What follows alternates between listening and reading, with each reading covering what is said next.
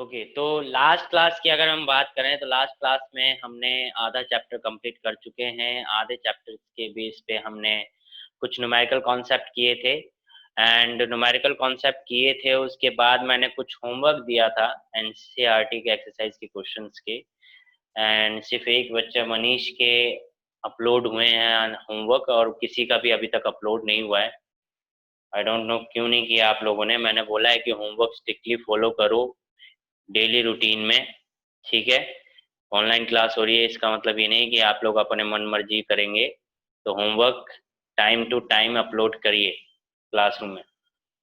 जो भी होमवर्क मैंने दिया था, एक्सरसाइज के कुछ क्वेश्चंस दिए थे, फॉर्मूला बेस्ड क्वेश्चंस थे, इजी थे, ऐसा कुछ था भी नहीं कि ज़्यादा कुछ करना है।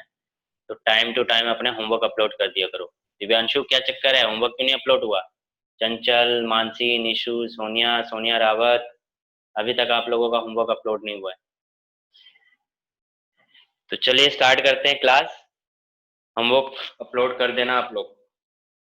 तो क्लास स्टार्ट करते हैं। आज हम कुछ टॉपिक्स नए पढ़ेंगे।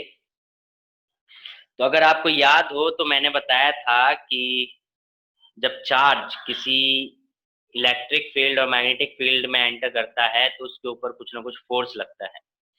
मैंने बोला था कि अगर कोई चार्ज किसी इलेक्ट्रिक फील्ड में एंटर करेगा तो उसके ऊपर जो फोर्स लगेगा वो क्यू ई होगा। ओके, बट अगर वही चार्ज किसी मैग्नेटिक फील्ड के अंदर अगर एंटर करता है तो यानी कि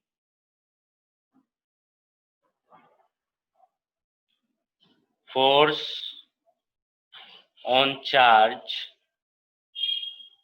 इन electric field, that is Q E. और वहीं पे force on charge in magnetic field, that is Q V B sine theta. या फिर अगर वेक्टर के फॉर्म में लिखोगे तो क्या हो जाएगा, क्यू वी क्रॉस बी। ये मैंने आपको बताया था। और मैंने बताया था कि जो पार्टिकल है वो सर्कुलर हेलिकल फॉर्म में रोटेट करता वो जाता है। यानी कि जब वो रोटेट कर रहा होगा, लेट्स से कि ये यूनिफॉर्म मैग्नेटिक फील्ड है जो कि परपेंडिकुलर टू द बोर्ड है एंड इनवर्ट डायरेक्शन में है, ठीक है। तो चार्ज कैसे रोटेट करेगा, ऐसे सर्कुलर में, ठीक है। अब ये सर्कुलर में रोटेट कर रहा है तो कोई भी बॉडी अगर सर्कुलर पाथ पे रोटेट करती है तो उसके ऊपर एक फोर्स लगता है। वो फोर्स क्या होता है, कोई बताएगा?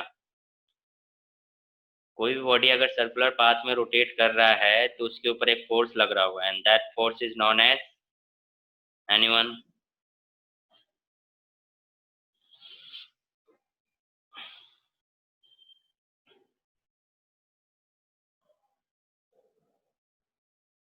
Centripetal force. Yes Manish, good. तो सेंटीपिटल फोर्स जो होता है, कोई भी सर्कुलर पाथ पे रिवॉल्व कर रहा है तो उसके ऊपर जो फोर्स लगता है वो क्या होता है, सेंटीपिटल फोर्स। सेंटीपिटल फोर्स लग रहा है इसलिए वो एक सर्कुलर पाथ में रिवॉल्व कर रहा है या रोटेट कर रहा है, ठीक है। तो सेंटीपिटल फोर्स प्रोवाइड हो रहा है, बट यहाँ पे एक फोर्स और अप्लाई हो रहा है, दैट इज मैग्नेटिक फोर्स।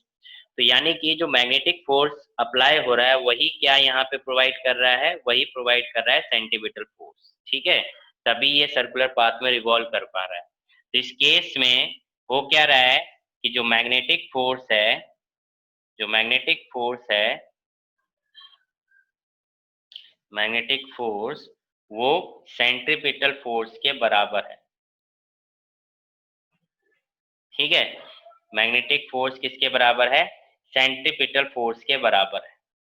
अब मैग्नेटिक फोर्स अभी आपने देखा Q V B sine theta. Sine theta की वैल्यू मैं अगर 1 ले लेता हूं तो Q V B is equal to M V square by are.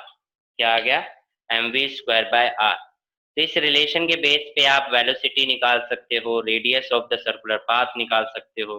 ये कुछ रिलेशन है, ठीक है। तो ये कुछ रिलेशंस हैं जो आपको ध्यान में रखना है। इसका यूज आगे होगा अभी जब हम साइक्लोट्रॉन पढ़ेंगे, important topic of the chapter. तो इसको यूज हम करेंगे उसकी थ्योरी में, क्लियर है बात? यहाँ तक बात क्लियर हो गई। यानी कि जब भी कोई चार्ज पार्टिकल किसी मैग्नेटिक फील्ड में एंटर करता है तो उसके ऊपर फोर्स लगता है और वो सर्कुलर पाथ में रिवॉल्व करता हुआ जाता है। और अगर वो सर्कुलर पाथ में रिवॉल्व कर रहा है तो इसका मतलब उसके ऊपर सेंट्रीपिटल फोर्स भी लग रहा है। अब सेंट्रीपिटल फोर्स लग रहा है पर मैग्नेटिक फोर्स भी लग रहा है, तो सेंट्रीपिटल फोर्स प्रोवाइड कौन कर रहा है? Centripetal force here is providing by the magnetic force. ठीक है, centripetal force is provided by the magnetic force in magnetic field. तो magnetic force is equal to centripetal force यानी QVB is equal to mv square by r। यहाँ से आप radius निकाल सकते हो mv अपॉन में QV। मेनली रेडियस निकालने का ये फॉर्मूला है। ठीक है, तो इस तरीके से आप इस रिलेशन का यूज कर सकते हैं। इसको नोट कर लें या स्क्रीनशॉट ले लें, देन मैं आगे कंटिन्यू करता हूँ। किसी को नहीं समझ में आया ये पॉइंट?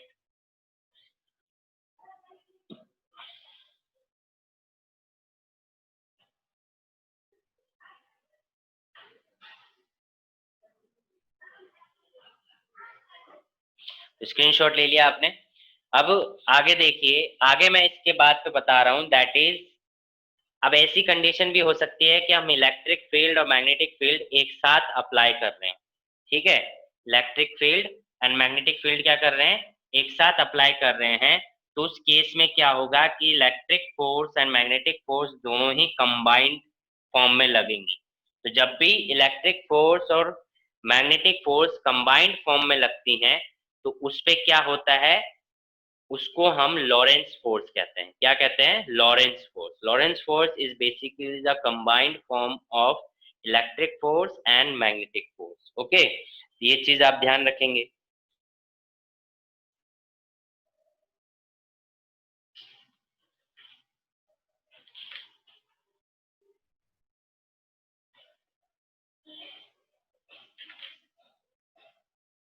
क्लियर है? तो सबसे पहले देखिए लॉरेंस फोर्स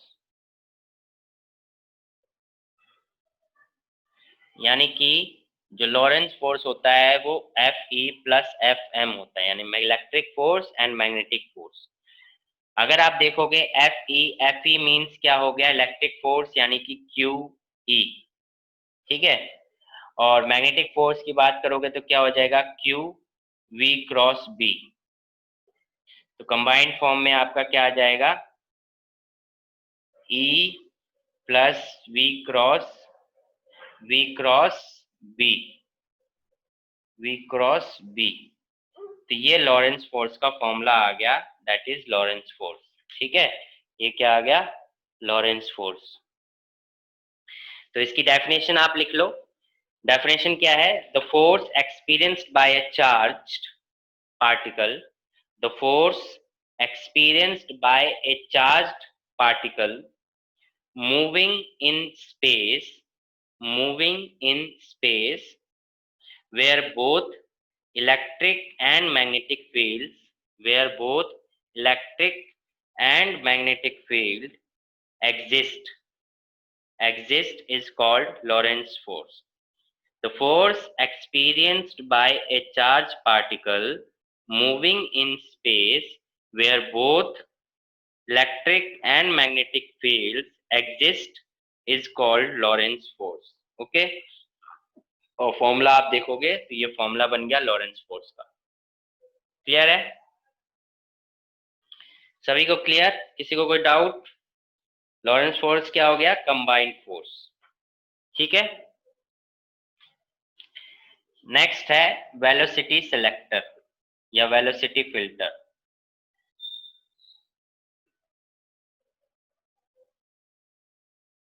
ठीक है, वेलोसिटी फिल्टर या वेलोसिटी सिलेक्टर भी कहते हैं। पहले डेफिनेशन लिख दो फिर मैं समझाता हूँ। वेलोसिटी फिल्टर, किसी की डेफिनेशन कंप्लीट ना हो तो बता देना, बीच में रिपीट कर दूंगा। Velocity filter is an arrangement, velocity filter is an arrangement of cross electric and magnetic field, of cross electric and magnetic fields in a region, in a region which helps us to select from a beam, which helps us to select from a beam which helps us to select from a beam charged particles of the given velocity, charged particles of the given velocity irrespective of their charge and mass, irrespective of their charge and mass. Velocity filter is an arrangement of cross electric and magnetic field in a region which helps us to select from a beam charged particle of the given velocity irrespective of their charge and mass. अब समझिए क्या कह रहा है। ये कह रहा है कि हम एक तरीके का अरेंजमेंट बनाते हैं जिसके अंदर क्या होता है कि अगर हम इलेक्ट्रिक फील्ड और मैग्नेटिक फील्ड को क्रॉस करके रखते हैं, मतलब क्रॉस मल्टीप्लाई नहीं कर रहे हैं, मतलब कि एक साथ रख रहे हैं, और क्रॉस इन द सेंस कि मैग्नेटिक फील्ड ऐसे है और मैग्नेटिक फील्ड ऐसे है तो इलेक्ट्रिक फील्ड ऐसे है, मतलब इस तरीके से क्रॉस करते हैं। ठीक है, अगर मान लो मैग्नेटिक फील्ड इस डायरेक्शन में जा रही है तो मतलब इलेक्ट्रिक फील्ड इस डायरेक्शन में जा रही है तो मैग्नेटिक फील्ड इस डायरेक्शन में जा रही है, मतलब ऐसे क्रॉस कर रखते हैं। ठीक है, तो जब भी हम इलेक्ट्रिक फील्ड और मैग्नेटिक फील्ड को क्रॉस करके रखते हैं, इस तरीके से अरेंजमेंट बनाते हैं, तो उसमें क्या होता है कि इलेक्ट्रिक फील्ड और मैग्नेटिक फील्ड की वजह से एक फोर्स जो अप्लाई होगा वो इक्वल फोर्स अप्लाई होना चाहिए, इस तरीके से अरेंजमेंट बनाते हैं।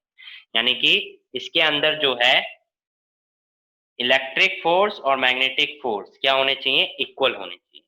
इलेक्ट्रिक फोर्स अभी आपने पढ़ा QE और मैग्नेटिक फोर्स क्या पढ़ लिया अभी, QVB। ठीक है, इलेक्ट्रिक फोर्स क्या पढ़ लिया, QE, और मैग्नेटिक फोर्स क्या पढ़ लिया, QVB। अब अगर आप देखो तो Q से Q गया तो V इज इक्वल टू क्या बन गया, V इज इक्वल टू मिल गया E/B। यानी कि इसके अंदर जो वेलोसिटी होनी चाहिए वो किसके बराबर होनी चाहिए, E/B के बराबर होनी चाहिए रेशो। तो वेलोसिटी क्या आ गई, E/B। यानी कि आपने क्या कर लिया, एक वेलोसिटी सेलेक्ट कर ली कि ये वेलोसिटी रहेगी। मतलब कि अगर मैंने कोई एक अरेंजमेंट बनाया है इलेक्ट्रिक फील्ड और मैग्नेटिक फील्ड का, तो उसके अंदर जो वेलोसिटी का एक कांस्टेंट वेलोसिटी जो रहेगी वो क्या होगी, E/B के रेशो के बराबर होगी। अब इसका यूज कैसे कर रहे हैं, लेट्स सी कि मैंने एक beam of charge particle release करी। अब नाउ उस बीम ऑफ चार्ज पार्टिकल में जो है हर एक चार्ज की अलग अलग वेलोसिटी होगी। ठीक है, क्या होगी, अलग अलग वेलोसिटी होगी। अभी आप क्या करना चाह रहे हो कि आप सिर्फ एक ऐसे पार्टिकल को या 2-3 जितने भी पार्टिकल हैं ऐसे पार्टिकल्स को चूज करना चाह रहे हो जिनकी वेलोसिटी सेलेक्ट आपने कर रखी है। मतलब मान लो मैं कोई x वेलोसिटी है, मैं उन्हीं चार्ज पार्टिकल को चूज करना चाह रहा हूँ जिनकी वेलोसिटी x हो। ठीक है, जिनकी वेलोसिटी क्या हो, x हो, और I want to select those particles which have x velocity. तो मेरे को क्या करना पड़ेगा, मैं इसी तरीके का एक अरेंजमेंट बनाऊंगा जिसमें इलेक्ट्रिक फील्ड और मैग्नेटिक फील्ड क्रॉस रखे हों और वो एक इक्वल फोर्स अप्लाई कर रहे हो, जिसकी वजह से उस इलेक्ट्रिक फील्ड और मैग्नेटिक फील्ड का जो रेशो आए वो रेशो क्या है, वेलोसिटी आए, और वो कितना आए, x। ठीक है, यानी कि जो मैं चार्ज पार्टिकल चूज करना चाह रहा हूँ उसकी वेलोसिटी x होनी चाहिए, और जो मैंने अरेंजमेंट बनाया उसमें जो इलेक्ट्रिक फील्ड और मैग्नेटिक फील्ड का रेशो आ रहा है वो भी क्या आ रहा है, x आ रहा है। ठीक है, समझ गए। अभी क्या है कि मैं जैसे ही इलेक्ट्रिक बीम यानी चार्ज बीम को अगर मैं रिलीज करूंगा इस अरेंजमेंट में से पास करूंगा, तो होगा क्या कि जो पार्टिकल्स की वेलोसिटी x नहीं है, x से ज्यादा है या x से कम है, तो वो क्या होंगे, वो सारे पार्टिकल्स डिफ्लेक्ट हो जाएंगे, अलग अलग डायरेक्शन में डिफ्लेक्ट हो जाएंगे। ठीक है, बट वो चार्ज पार्टिकल जिनकी वेलोसिटी x होगी, वो बिना किसी डेविएशन के सीधा निकल जाएंगे। क्या होगा, बिना किसी डेविएशन के सीधा निकल जाएंगे, विदाउट एनी डिफ्लेक्शन। अब ऐसा क्यों होगा, ऐसा इसलिए होगा क्योंकि अगर जो पार्टिकल जो बिना डिफ्लेक्शन के निकला है उसकी वेलोसिटी x है, और जो मैंने अरेंजमेंट बनाया है उसके बेस पे इलेक्ट्रिक और मैग्नेटिक फील्ड का जो रेशो आ रहा है वो भी x आ रहा है। अगर इलेक्ट्रिक फील्ड और मैग्नेटिक फील्ड का रेशो x आ रहा है, दैट मीन्स इलेक्ट्रिक फोर्स और मैग्नेटिक फोर्स क्या है, इक्वल है। तो दोनों का जो फोर्स लग रहा है वो इक्वली लग रहा है। ऐसे में क्या होगा कि वो किसी भी डायरेक्शन में डेविएट नहीं हो पाएगा और वो सीधा निकल जाएगा, समझे? यानी कि उसके ऊपर कोई इफेक्ट नहीं होगा, क्योंकि यहाँ पे जो रेशियो बना रहा है वो भी एक्स वेलोसिटी है, और अगर एक्स वेलोसिटी का कोई भी पार्टिकल उसमें से निकलेगा तो उसको कोई भी इफेक्ट नहीं होगा, वो सीधा बिना डिफ्लेक्शन के निकल जाएगा। बट अगर कोई ऐसा पार्टिकल होगा जिससे कि वेलोसिटी एक्स से ज्यादा या एक्स से कम होगी, तो वो उसमें क्या आ जाएगा, डिफ्लेक्शन आ जाएगा। समझ में आई बात? वेलोसिटी फिल्टर का क्यों यूज करते हैं हम? किसी को बात समझ में आई? आई तो यस कर दो, नहीं आई तो दोबारा बोलो किसको समझना है।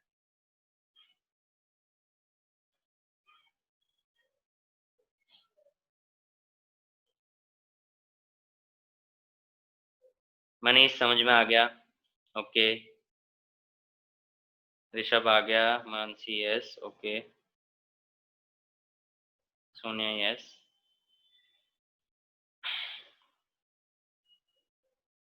ओके चलो ठीक है, गुड। चलो समझ में आ गया। अच्छा दिव्यांशु, रिप्लाई। ध्यान नहीं दे रहा ना तू, इतने देर में रिप्लाई आ जाना चाहिए तेरा। आ गया समझ में? चल ठीक है, इतनी बात समझ में आ गई। चलिए, तो वेलोसिटी सिलेक्टर की आपने डेफिनेशन लिख ली, और ये फॉर्मूला भी लिख लो, velocity is equal to E by B. ये फॉर्मूला बहुत जगह यूज होगा, इसको ध्यान में रखना है, ठीक है? ये इस तरीके से भी यूज होगा चैप्टर 8 में, C is equal to E by B, जब हम इलेक्ट्रोमैग्नेटिक वेव पढ़ेंगे तो वहां पे भी ये यूज होगा, ई बाई बी, ठीक है? क्योंकि वहां पे भी इलेक्ट्रिक फील्ड और मैग्नेटिक फील्ड एक साथ यूज होता है। तो ये चीज समझ में आ गए, फॉर्मूला लिख लीजिए, एंड आगे हम कंटिन्यू करते हैं। तो ये हो गया velocity filter. Now come to the point, next topic that is cyclotron, and very important topic, अच्छे से इसको समझेंगे, ठीक है?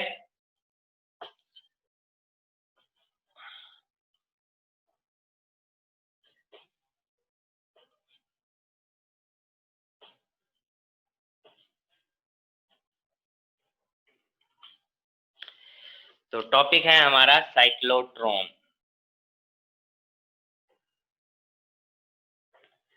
अब साइक्लोट्रॉन क्या है? साइक्लोट्रॉन है बेसिकली एक तरीके का डिवाइस जो कि यूज होता है to accelerate a charge particle at a sufficient high energy, ठीक है? यानी कि किसी भी चार्ज पार्टिकल को आपको एक्सेलरेट करना है, या फिर उसको एक एनर्जी प्रोवाइड करनी है, हाई एनर्जी काइनेटिक एनर्जी या प्रोवाइड करनी है, तो हम साइक्लोट्रॉन का यूज करते हैं। बट ये जो डिवाइस है, this device is only use for the positive charge particle, it does not use for the negative charge particle, ये इसकी लिमिटेशन है। यानी कि we can't use electron to accelerate in this device, okay? तो यानी कि आप इस डिवाइस को जब भी आप यूज करेंगे फ्यूचर में, तो आप सिर्फ पॉजिटिव चार्ज पार्टिकल के लिए करेंगे, नेगेटिव के लिए नहीं कर सकते, ठीक है? ये हम बाद में समझेंगे कि क्यों नहीं कर सकते, पहले इस चीज को समझते हैं। साइक्लोट्रॉन समझ में आ गया? एग्जाम में डायरेक्ट क्वेश्चन आता है, what is cyclotron, write principle, draw the diagram, and working and theory, ठीक है? ये डायरेक्ट 5 नंबर का क्वेश्चन इसमें बनता है साइक्लोट्रॉन का, ठीक है? 5 या 3, इससे कम का नहीं बनेगा, ज्यादा से ज्यादा 3 या 5 का ही इसको क्वेश्चन में डालते हैं। इंपॉर्टेंट क्वेश्चन है, क्लियर है? तो साइक्लोट्रॉन इज अ डिवाइस, समझ के आगे, which is use to positively accelerate positively charge particle. तो सही डेफिनेशन लिखेंगे, cyclotron is a device, cyclotron is a device by which cyclotron is a device by which the positively charged particle the positively charged particle the positively charged particle like proton, deuteron, alpha, like proton, deuteron, alpha particle, etc., alpha particle, etc., can be accelerated, can be accelerated, ठीक है? Then आता है diagram वाला part. तो diagram के साथ मैं इसकी वर्किंग आपको समझा दे रहा हूँ, फिर प्रिंसिपल लिखवाऊंगा, फिर थ्योरी लिखवाऊंगा, ओके? तो डायग्राम को समझिए। डायग्राम में क्या है, 2 डीज हैं। डीज से पहले इसमें हम एक मैग्नेटिक फील्ड प्रोवाइड करते हैं, north and south pole, magnetic field provide कर दी, इसके अंदर डीज होंगी,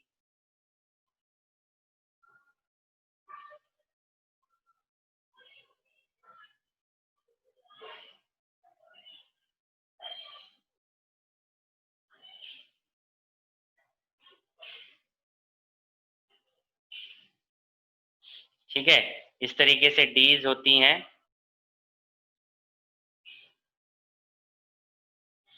ये क्लियर है। यहाँ पे हाई ऑसिलेटिंग फ्रिक्वेंसी ऑसिलेटर लगा होता है, ठीक है, हाई फ्रिक्वेंसी ऑसिलेटर लगा होता है, हाई फ्रिक्वेंसी ऑसिलेटर। ये डायग्राम है। अब इस डायग्राम में क्या है समझिए, नॉर्थ और साउथ क्या प्रोवाइड करेंगे, magnetic field. Magnetic field provide करने का मतलब है कि क्या प्रोवाइड करेगा, मैग्नेटिक फोर्स। और मैग्नेटिक फोर्स क्या प्रोवाइड करता है, सेंट्रीपिटल फोर्स, यानी कि चार्ज पार्टिकल को सर्कुलर पाथ प्रोवाइड करेगा, ठीक है। देन है high frequency oscillator. High frequency oscillator का मतलब है ये प्रोवाइड करेगा फ्रिक्वेंसी। ये क्या प्रोवाइड करेगा, फ्रिक्वेंसी इन द सेंस मतलब कि इलेक्ट्रिक फील्ड, यानी कि क्या प्रोवाइड करेगा, इलेक्ट्रिक फील्ड। दूसरा इसका काम ये भी है कि एक फिक्स टाइम पीरियड में, टाइम इंटरवल में पोलैरिटी चेंज करेगा। डीज की क्या करेगा, पोलैरिटी चेंज करेगा। पोलैरिटी मतलब पॉजिटिव या नेगेटिव, एक बार पॉजिटिव बनाएगा एक बार नेगेटिव बनाएगा, यानी हर एक रेगुलर टाइम इंटरवल में डीज की जो पोलैरिटी है वो हाई फ्रिक्वेंसी ऑसिलेटर चेंज करेगा और इलेक्ट्रिक फील्ड भी प्रोवाइड करेगा। समझ गए यहाँ पे। चलिए, तो मान लीजिए आपने क्या करा, एक पॉजिटिव चार्ज पार्टिकल को यहाँ पे रखा सेंटर में, डी के सेंटर में, ठीक है, डी के सेंटर में रख दिया। अब क्या होगा कि जो हाई फ्रिक्वेंसी ऑसिलेटर है इसने क्या कर दिया, इधर पोलैरिटी नेगेटिव दे दी और इधर पोलैरिटी पॉजिटिव दे दी। तो जैसे ही नेगेटिव और पॉजिटिव पोलैरिटी होगी तो जो पॉजिटिव चार्ज पार्टिकल है वो नेगेटिव की तरफ अट्रैक्ट होगा और एक्सेलरेट होगा। तो एक्सेलरेट होके इसके अंदर एंटर करेगा, ठीक है। एंटर करने के बाद इसमें क्या होगा कि मैग्नेटिक फील्ड जो है वो क्या प्रोवाइड करेगा, सर्कुलर पाथ। मैग्नेटिक फील्ड क्या प्रोवाइड करेगा, सर्कुलर पाथ। तो सर्कुलर पाथ होने की वजह से ये सर्कुलर होते हुए बाहर आ जाएगा। जैसे ही बाहर आएगा हाई फ्रिक्वेंसी ऑसिलेटर क्या करेगा, इसकी पोलैरिटी को चेंज कर देगा, यानी कि जो पहले नेगेटिव था वो अब पॉजिटिव बन गया है और जो अब पॉजिटिव है वो क्या बन गया है, नेगेटिव, ठीक है। तो यहाँ पे अब नेगेटिव हो गया है तो ये इसकी तरफ एक्सेलरेट होगा और इस तरीके से फिर मैग्नेटिक फील्ड होगी। मैग्नेटिक फील्ड होगी तो सर्कुलर पाथ होगा, सर्कुलर पाथ होगा तो फिर वापस आएगा, अगेन पोलैरिटी चेंज होगी। तो मतलब ये स्टेप कंटिन्यू रिपीट होता रहेगा और ये एक्सेलरेट होते होते होते होते एक विंडो से बाहर निकाल लिया जाएगा और जो टारगेट होगा उस पे हिट करवा दिया जाएगा, जो भी टारगेट है, ठीक है। ये इसका काम है।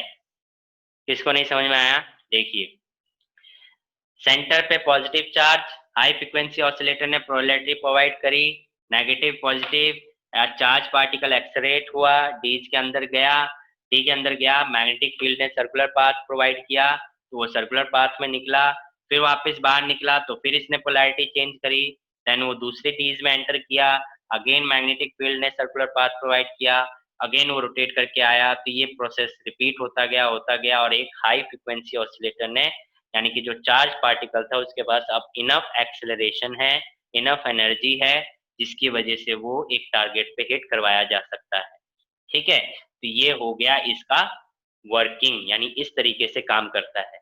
इसमें किसी को कोई डाउट तो बताइए, अगर समझ में आ गया तो एक बार यस कर दीजिए ताकि मैं समझ जाऊं कि आपको समझ में आ गया है।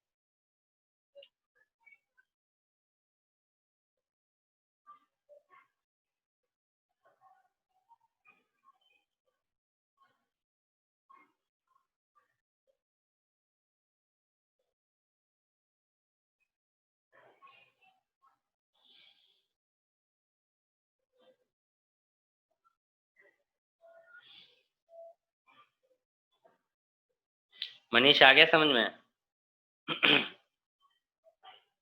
ऑसिलेटर का रोल बस पोलैरिटी चेंज, ऑसिलेटर का रोल, हाँ ऑसिलेटर का बेसिकली रोल है पोलैरिटी चेंज करना। हाई फ्रिक्वेंसी क्योंकि बैटरी के साथ ऑसिलेटर लगा हुआ है तो ऑसिलेटर प्रोवाइड कर रहा है पोलैरिटी को चेंज करना, और हाई फ्रिक्वेंसी जो है वो इलेक्ट्रिक फील्ड प्रोवाइड कर रहा है। पोलैरिटी चेंज होने की वजह से वो एक्सेलरेट हो रहा है।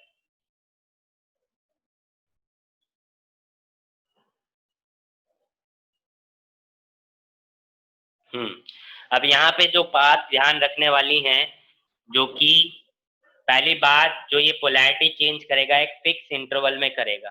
क्या करेगा? एक फिक्स इंटरवल में करेगा, यानी कि जितने टाइम आप मतलब जितने टाइम में पोलैरिटी चेंज करेगा उतनी देर में इसको बाहर आ जाना चाहिए, अंदर रहेगा तो नहीं हो पाएगा। तो यानी कि इसके पोलैरिटी चेंज करने का एक फिक्स टाइम है, यानी कि जैसे जैसे रेडियस इंक्रीज हो रहा है वैसे वैसे इसकी वेलोसिटी भी क्या हो रही है? इंक्रीज हो रही है, ताकि वो एक फिक्स टाइम इंटरवल में बाहर आ सके, डीज के बीच में आ सके, ताकि पोलैरिटी के बेस पे वो एक्सेलरेट हो चुके। इस चीज का ध्यान रखना, ठीक है? तो ये था डायग्राम, जिसको आप ड्रॉ कर लेंगे, ठीक है? मैं दे रहा हूँ टाइम, आप ड्रॉ कर लीजिए, फिर मैं प्रिंसिपल और बाकी चीजें समझाता हूँ, या फिर आप स्क्रीनशॉट ले लीजिए, बाद में ड्रॉ कर लीजिएगा। अभी आप लिखिए प्रिंसिपल, स्क्रीनशॉट ले लीजिए, मैं ड्रॉ बाद में कर लेना आप लोग।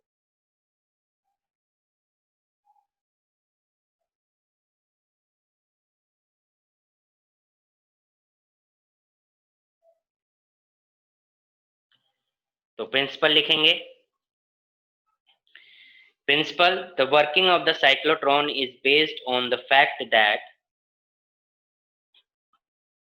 the working of the cyclotron is based on the fact that a positively charged particle a positively charged particle can be accelerated can be accelerated to a sufficiently high energy to a sufficiently high energy to a sufficiently high energy with the help of with the help of with the help of smaller values of oscillating electric field smaller values of oscillating electric field by making it by making it to cross the same electric field by making it to cross the same electric field time to cross the same electric field time and again with the use of strong magnetic field and again with the use of strong magnetic field.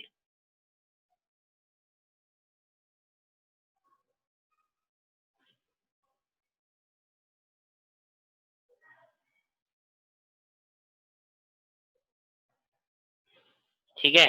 Then उसके बाद working आती है। Principal के बाद construction आप बना लेंगे, ये इसको D1 दे देंगे, इसको D2, और जो सेंटर में पॉइंट है वो P है। सेंटर में जो पॉइंट है वो क्या है? P। तो D1 D2 यानी D1 और D2 और सेंटर में पॉइंट P, उसके ऊपर वर्किंग। तो वर्किंग लिखेंगे, मैंने आपको समझा दी है, वर्किंग मैं लिखवा देता हूँ। The positive ion to be accelerated the positive ion to be accelerated is produced at P. The positive ion to be accelerated, it at P, produce at P. Suppose at that instant, suppose at that instant, D1 is at negative potential, D1 is at negative potential and D2 is at positive potential. D1 is at negative potential and D2 is at positive potential. Therefore, the ion will be accelerated. Therefore, the ion will be accelerated towards D1. The ion will be accelerated towards D1. On reaching inside D1, after full stop, on reaching inside D1, on reaching inside D1, The ion will be in field free space. The ion will be in a field free space. The ion will be in a field free space. Hence, it moves with the constant speed in d1, say v. Hence, it moves with a constant speed in d1, say v, small v. But due to perpendicular magnetic field of strength b, but due, दोबारा बोलना. hence it moves with a constant speed. Hence, it moves with a constant speed in d1, say v, small v, velocity wala v. But due to perpendicular magnetic field, but due to perpendicular magnetic field of strength b, capital B, magnetic field wala, the ion will describe a circular path. The ion will describe a circular path of radius r, small r, in d1, of radius r in d1, given by मैंने आपको बताया था, अभी हमने निकाला था, given by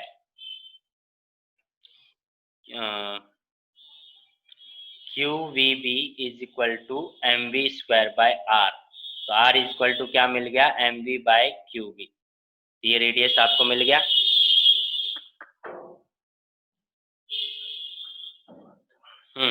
तो q, हाँ, r is equal to mv by qv.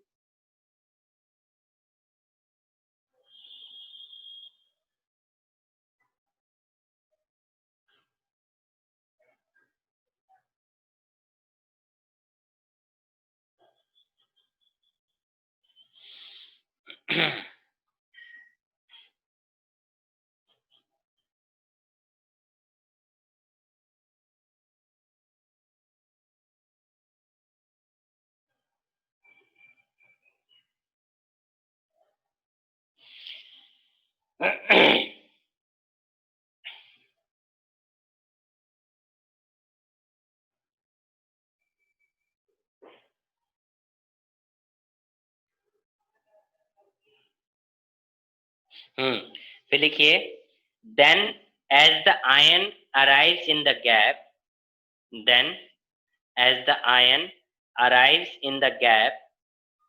between the two Ds,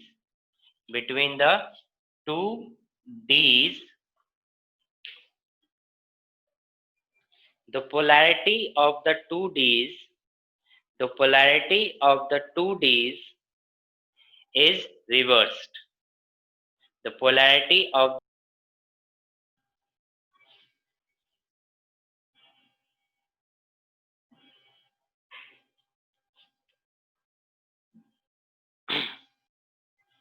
हाँ, तो क्या थे हम, मैं एक बार और रिपीट कर रहा हूँ. The polarity of the two Ds is reversed. It means D1 becomes positive and D2 negative. Then the positive ion is accelerated. Towards D2. Then the positive ion is accelerated towards D2 and it enters D2 with greater speed. The positive ion is accelerated towards D2 and it enters D2 with greater speed, which remains constant in D2. which remains constant in d2.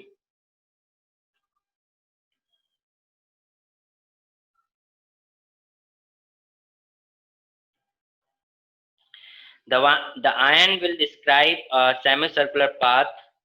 The ion will describe a semicircular path of greater radius.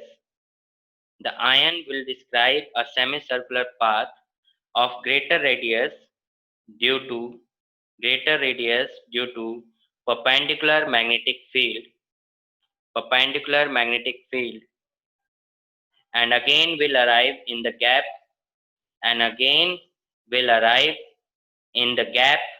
between the two Ds exactly at the instant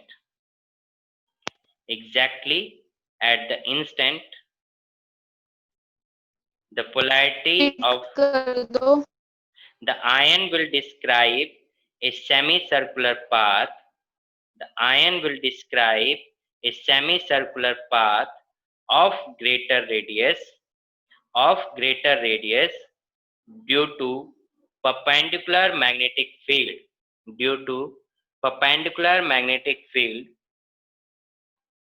and again will arrive in a gap between the two Ds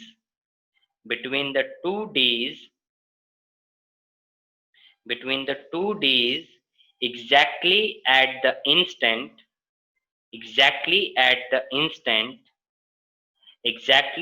the instant the polarity of the two Ds is reversed.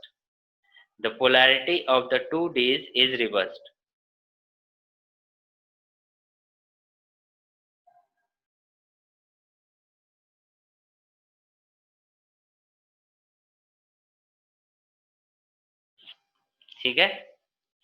And this process is repeating.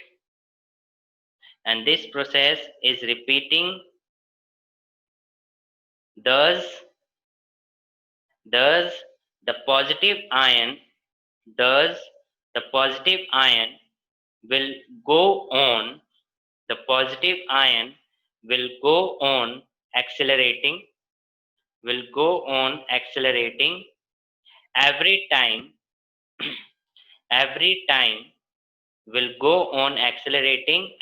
time it comes into the gap.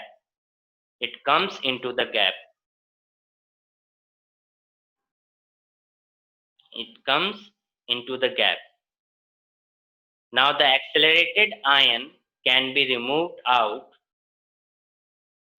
Now the accelerated ion can be removed out of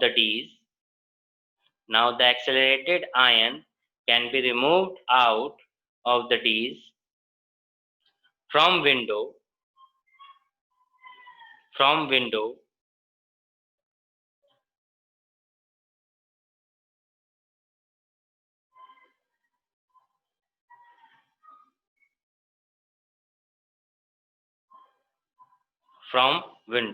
ठीक है? तो ये था इसका working. और theory में जो basically इसका आता है, ये तो आपने वर्किंग लिख ली, थ्योरी में वही चीज है जो ये चीज मैंने लिखवाया है। ये थ्योरी के अंदर इसको आप लिख सकते हो, वर्किंग एंड थ्योरी एक साथ करके। पहले वर्किंग में आपने एक्सप्लेन कर दिया, फिर बताया कि रेडियस ये होता है इस तरीके से, QVV = mv²/r। अब आप देखोगे यहाँ पे क्या क्या चेंज हो सकती है। अगर आप देखो तो mass of particle, charge particle change नहीं होगा, जो चार्ज है वो चेंज नहीं होगा, amount of magnetic field change नहीं होगा, चेंज सिर्फ वेलोसिटी हो रहा है। और वो वेलोसिटी भी जब ही चेंज हो रहा है जब वो गैप में आ रहा है, गैप में आके वेलोसिटी चेंज हो रही है। और जैसे ही डीज के अंदर होता है तो उसकी वेलोसिटी भी क्या रहती है, कांस्टेंट रहती है। यानी कि एक रेडियस जैसे ही वो गेन करता है तो वो सेम रेडियस से आगे बढ़ता है, देन अगले डीज में फिर वो रेडियस को चेंज करता है, क्योंकि उस समय वेलोसिटी भी चेंज हो जाती है। फिर जैसे दूसरे डी में एंटर करेगा तो वेलोसिटी चेंज होगी तो रेडियस भी चेंज हो जाएगी। तो इस तरीके से है, ठीक है? तो इसकी थ्योरी है। इसी से आप वेलोसिटी का फॉर्मूला भी निकाल के सिखा सकते हैं। जैसे वेलोसिटी अगर यहाँ से निकालोगे तो वेलोसिटी इज इक्वल टू क्या हो जाएगा, वेलोसिटी इज इक्वल टू हो जाएगा क्यू बी आर अपॉन में एम। काइनेटिक एनर्जी निकालना चाहोगे तो हाफ एम वी स्क्वायर, यानी कि half M Q B R का स्क्वायर अपॉन में एम का स्क्वायर। एक एम से एम गया तो half Q B R square upon में एम। तो ये काइनेटिक एनर्जी लिख सकते हो आप, ठीक है, क्लियर है। इसी तरीके से अगर आप फ्रीक्वेंसी देखना चाहो, फ्रीक्वेंसी से पहले आपको टाइम पीरियड देखना होगा, है ना। फ्रीक्वेंसी से पहले क्या देखना होगा, टाइम पीरियड।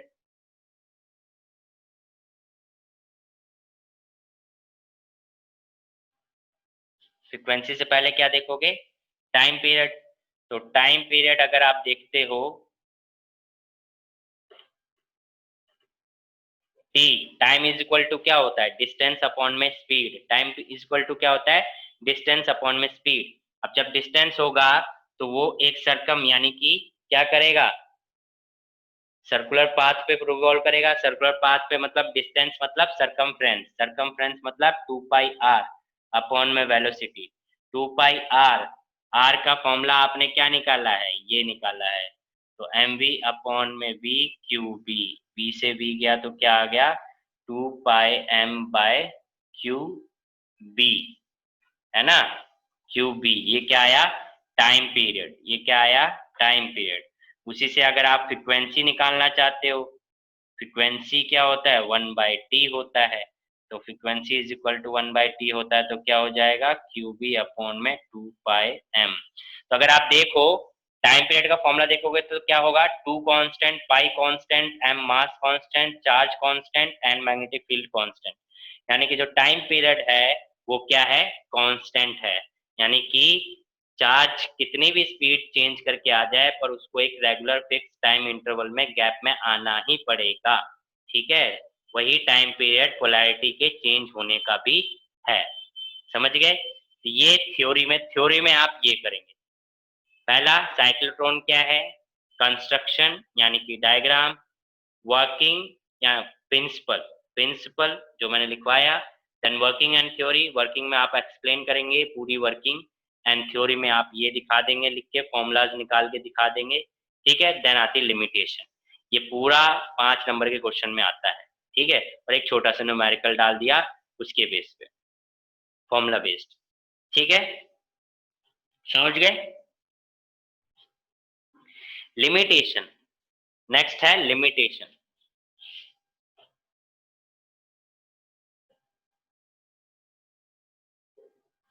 अब लिमिटेशन में मैं बोल रहा था कि ये सिर्फ पॉजिटिव चार्ज पार्टिकल के लिए है, नेगेटिव के लिए नहीं है। क्यों नहीं है, देखिए समझिए। नेगेटिव चार्ज का मतलब है कि अगर इसके अंदर नेगेटिव चार्ज को हम आइसोलेट करते हैं तो as for the rule relative theory, mass relative theory, कि अगर कोई नेगेटिव चार्ज यानी कि इलेक्ट्रॉन, नेगेटिव चार्ज मतलब क्या है कि इलेक्ट्रॉन, तो इलेक्ट्रॉन को अगर आप एक्सेलरेट करते हैं तो वो बहुत ही जल्दी स्पीड ऑफ लाइट गेन कर लेता है। Electron is fastly gain the speed of light. तो अगर कोई particle, mass existing particle speed of light gain करता है तो वो एनर्जी में कन्वर्ट हो जाता है, या फिर हम बोलें कि उसका मास इंक्रीज होने लगता है, ठीक है। अगर कोई बॉडी, मास एक्सिस्टिंग बॉडी अगर स्पीड ऑफ लाइट गेन कर लेता है तो उसका मास क्या होने लगता है, इंक्रीज होने लगता है। अगर मास इंक्रीज होने लगेगा तो अगर हम इसकी एक लिमिटेशन देखें टाइम पीरियड, तो टाइम पीरियड भी क्या हो जाएगा, इंक्रीज हो जाएगा। अगर मास इंक्रीज हो गया तो क्या हो जाएगा, टाइम पीरियड भी इंक्रीज हो जाएगा। और अगर टाइम पीरियड इंक्रीज हुआ तो ये कॉन्ट्रडिक्शन आ जाएगी, इसके प्रिंसिपल में कॉन्ट्रडिक्शन आ जाएगी, इसलिए पॉसिबल नहीं है। तो हम नेगेटिव चार्ज पार्टिकल को इसके अंदर एक्सेलरेट नहीं कर सकते, समझ गए। Negative charge particle easily gain, fastly gain the speed of light, and any mass existing body if gain the speed of light, then the mass of the body will increase, ठीक है। and if mass of the charge particle if it increase, then the time period will also increase, which is contradiction to the principle of cyclotron, okay. तो इस वजह से हम ये limitation होगी कि नेगेटिव इलेक्ट्रॉन को क्या कहते हैं, इलेक्ट्रॉन को एक्सेलरेट नहीं कर पाता है। क्लियर है, इतनी बात क्लियर है। ठीक है, तो लिमिटेशन लिख लीजिए। It can only accelerate or it can only accelerate positive charge particle. It can only accelerate positive charge particle, not a negative charge particle. Not a negative charge particle. इसमें आप लिख सकते हैं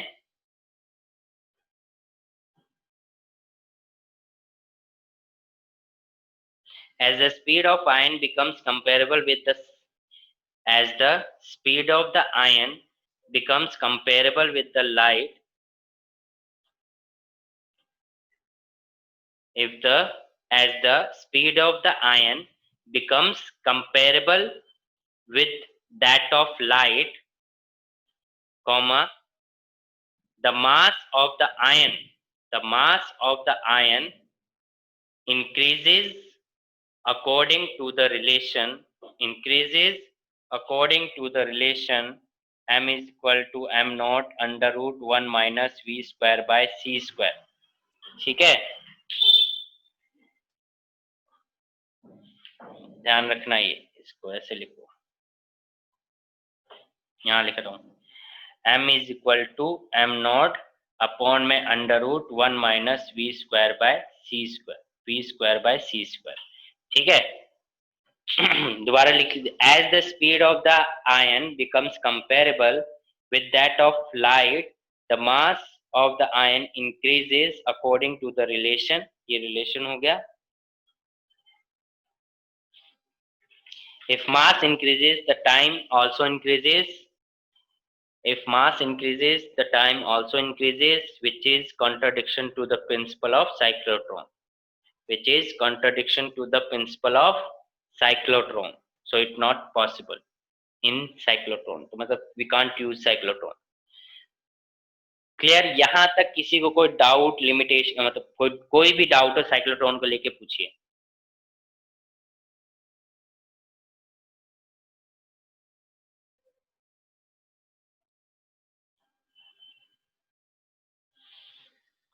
किसी को कोई डाउट? अगर समझ में आ गए हैं सारे पॉइंट्स तो एक बार यस लिख दें ताकि हम फिर आगे कंटिन्यू कर सकते हैं।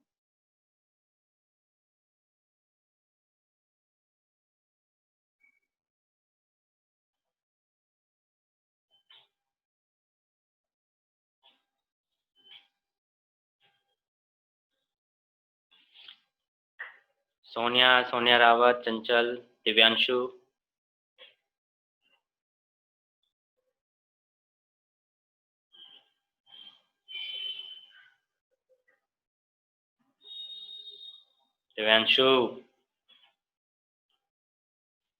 सो जाता है क्या क्लास में? तो मम्मी से बात करूंगा, रुक जा। ओके, तो क्लास समझ में आई? आज के लिए इतना ही करते हैं, बाकी नेक्स्ट क्लास में करेंगे।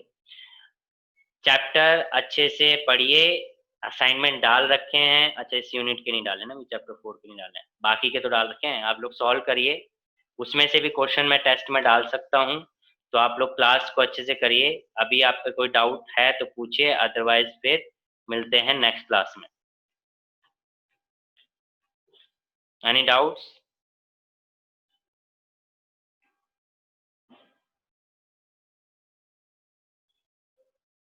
No doubts.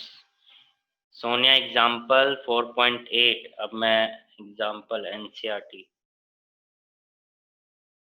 एग्जाम क्या है, आप बोलो मेरे को, क्वेश्चन बोलो, मैं फिर बताता हूँ।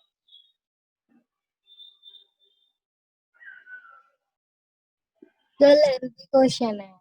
लेंदी क्वेश्चन है? हाँ। चलिए फिर एग्जाम्पल 4.8 एनसीईआरटी, रुको मैं फिर लेके आता हूँ एनसीईआरटी, रुक जाओ।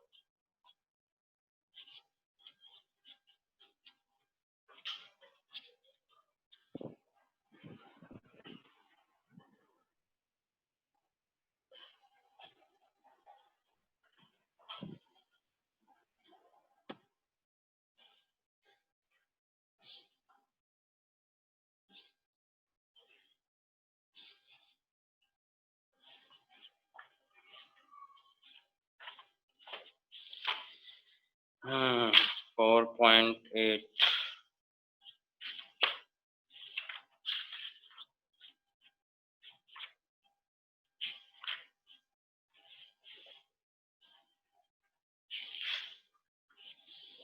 अच्छा, ये figure 4.15 shows a strong long straight wire of a circular cross section radius a carrying a steady current I. The current I is uniformly distributed across this cross section. Calculate the magnetic field and in the region.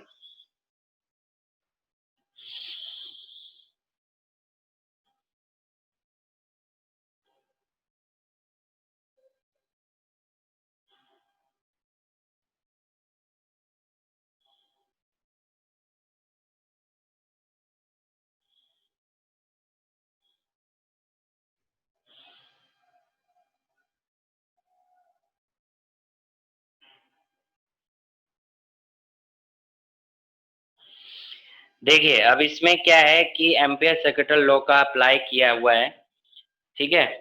तो Manish easy था, हाँ homework था, मैं समझा देता हूँ।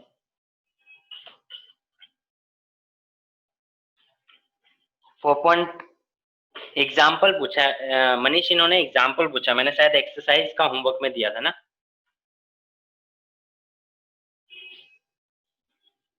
4.8 example है, मैंने एक्सरसाइज दिया था 4.8। एक्सरसाइज अलग है, एग्जाम्पल का अलग है, ये वाला नहीं दिया था। तो क्वेश्चन क्या कह रहा है कि इस तरीके से एक वायर है जिसमें करंट आई फ्लो कर रहा है और इसका जो रेडियस है क्रॉस सेक्शन का वो ए दे रखा है, ठीक है, यानी सर्कुलर सिलेंड्रिकल वायर है।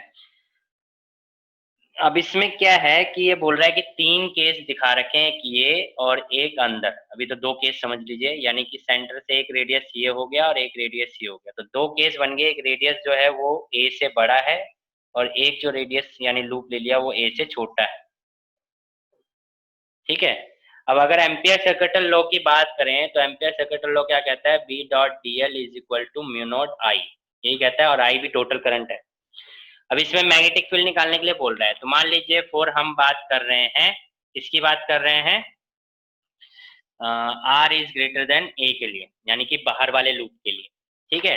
तो बाहर वाले लूप के लिए अगर आप बात कर रहे हो तो फॉर्मूला अप्लाई करो, बी का इंटीग्रेशन, ये तो डीएल बाहर आ गया, डीएल का इंटीग्रेशन म्यू नॉट।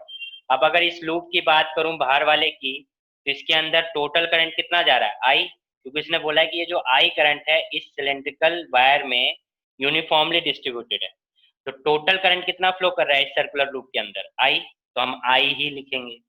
डीएल का इंटीग्रेशन करोगे तो क्या आएगा, एल म्यू नॉट आई, और एल मतलब क्या होता है, इसका सरकमफ्रेंस, ये पूरे का सरकमफ्रेंस।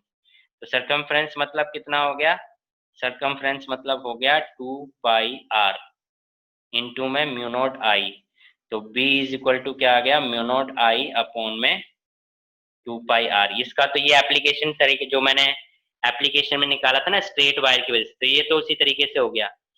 बट सेकेंड पार्ट में क्या कह रहा है, जिसमें हमने आर इज लेस देन ए लेना है, आर इज लेस देन ए लेना है, मतलब कि सिर्फ इतना पोर्शन हुआ, इतना पोर्शन मतलब इतने का, ठीक है, इतने का जा रहा है।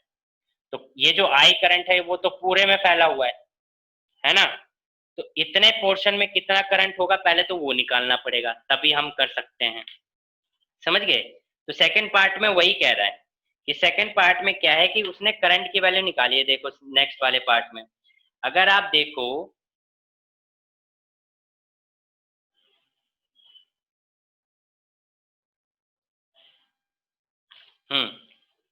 अगर आप देखो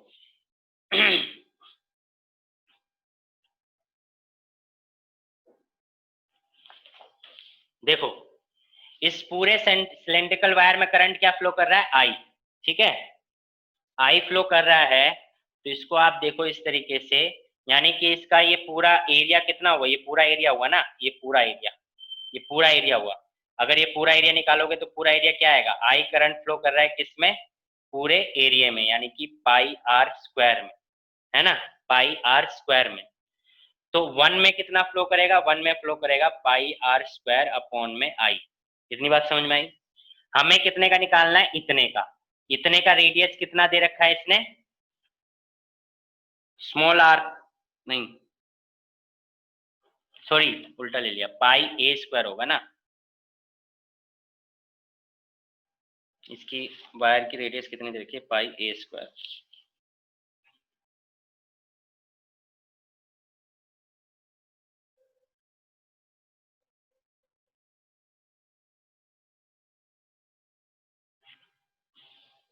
पाई ए स्क्वायर में आई फ्लो कर रहा है, तो पाई आर स्क्वायर में निकालना है, तो पाई ए स्क्वायर में यार, अच्छा उल्टा लेना पड़ेगा ना। हाँ देखो, इसको इस तरीके से समझो। इस पूरे में जिसका रेडियस जो दे रखा है, मैं इसको इधर से समझा रहा हूँ, इस पूरे में जिसका रेडियस ए है, तो पाई ए स्क्वायर में कितना करंट फ्लो कर रहा है, आई। ठीक है, पाई ए स्क्वायर में कितना करंट फ्लो कर रहा है, आई। तो 1 में कितना फ्लो करेगा, आई अपॉन में पाई ए स्क्वायर, है ना। अब ये स्मॉल रेडियस है, यानी कि जो कंडीशन है आर इज लेस देन ए, तो इसका इतने पोर्शन में कितना करंट फ्लो करेगा, तो आप लिखोगे पाई आर स्क्वायर में कितना करंट फ्लो करेगा, आई अपॉन में पाई ए स्क्वायर इंटू में pi a square, sorry pi r square. इतनी बात समझ में आई कि नहीं आई, यानी कि इसको हम आई ई मान लेते हैं, दैट इज आई अपॉन में आई आर स्क्वायर अपॉन में ए स्क्वायर। सोनिया ये बात समझ में आई? ये वो यस सर। हाँ, बनाने वाला हिसाब है, बनाना जो केला 12 रुपए में 5 केले मिले तो एक केला कितने का मिला, वो वाला हिसाब है। ठीक है, तो आपके आई की वैल्यू आ गई। बस फिर क्या है, सेम यही फॉर्मूला लगाना है, आई की जगह पे आई की वैल्यू पुट कर देना है। बस सेम यही करना है, ये सेम यही करना है, जस्ट आई की जगह पे आई ही आ जाएगा, तो आपका आंसर सेम आ जाएगा। देखो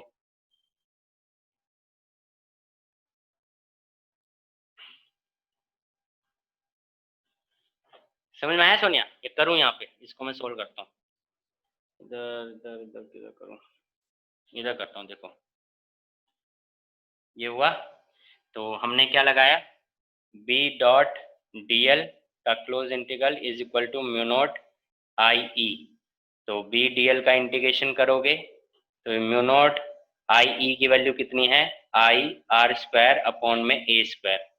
डी एल यानी कि ये क्या आ जाएगा, L, L is equal to mu naught I are square upon में ए स्क्वायर। एल कितना होगा, एल हो जाएगा 2 pi r circumference, 2 pi r circumference mu naught I are square upon में ए स्क्वायर। अब ये उधर जाएगा तो क्या आ जाएगा, mu naught I are square upon में 2 पाई आर ए स्क्वायर। तो एक आर से एक आर गया, तो क्या बचा, म्यू नॉट आई अपॉन में 2 पाई ए स्क्वायर इंटू में आर, मैग्नेटिक फील्ड आ गया। आया समझ में सोनिया? Yes sir. और कोई डाउट? तो इसमें ग्राफ भी है ना? अच्छा ग्राफ, ओके। हाँ तो ग्राफ इजी तो है। देखो पहले वाला जो केस है जिसमें ए से छोटा है, तो क्या होगा, ये ग्राफ इस तरीके से ले लीजिए और ये पॉइंट क्या है, ए का है। ठीक है, अब क्या होगा कि जैसे जैसे आप रेडियस को, मतलब पहले आपने इतने पोर्शन का लिया, जैसे कि मैं समझ लो इतने पोर्शन का लिया, उसका मैग्नेटिक फील्ड कम होगा। फिर जैसे पोर्शन बढ़ाओगे यानी कि रेडियस बढ़ाओगे तो क्या होगा, फिर मैग्नेटिक फील्ड इंक्रीज हो जाएगी। और जैसे रेडियस इंक्रीज करोगे तो क्या होगा, मैग्नेटिक फील्ड इंक्रीज हो जाएगी। और जैसे यहाँ तक आओगे यानी कि जो वायर का रेडियस है, जब तक उतना ना बढ़ा लो तब तक तो मैग्नेटिक फील्ड क्या होती जाएगी, इंक्रीज होती जाएगी। यानी कि ए पॉइंट तक तो ये क्या हो रहा है, इंक्रीज हो रहा है। मतलब कि ये केस कौन सा हो गया, ये केस हो गया आर लेस देन ए वाला। ठीक है, इतनी बात समझ में आई, ये बी है।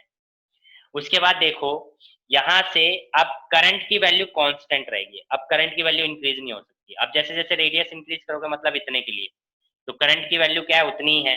अब करंट की वैल्यू उतनी रहेगी तो मैग्नेटिक फील्ड भी उतना ही प्रोड्यूस करेगा। मैग्नेटिक फील्ड उतना प्रोड्यूस करेगा तो यहाँ पे मैग्नेटिक, मान लो कुछ अमाउंट ऑफ मैग्नेटिक फील्ड मिली। बट आप जैसे ही इससे दूर जाओगे तो मैं अमाउंट, जैसे जैसे दूर जाते जाओगे उसका इफेक्ट क्या होता जाएगा, कम होता जाएगा, यानी डिक्रीज होता जाएगा। डिक्रीज होता जाएगा तो ये कैसे बनेगा, ऐसे, यानी कि r is greater than a के लिए बन गया। समझ में आया?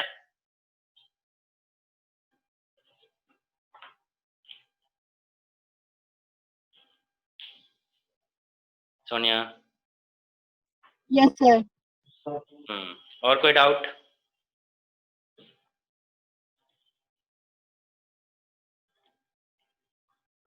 No sir.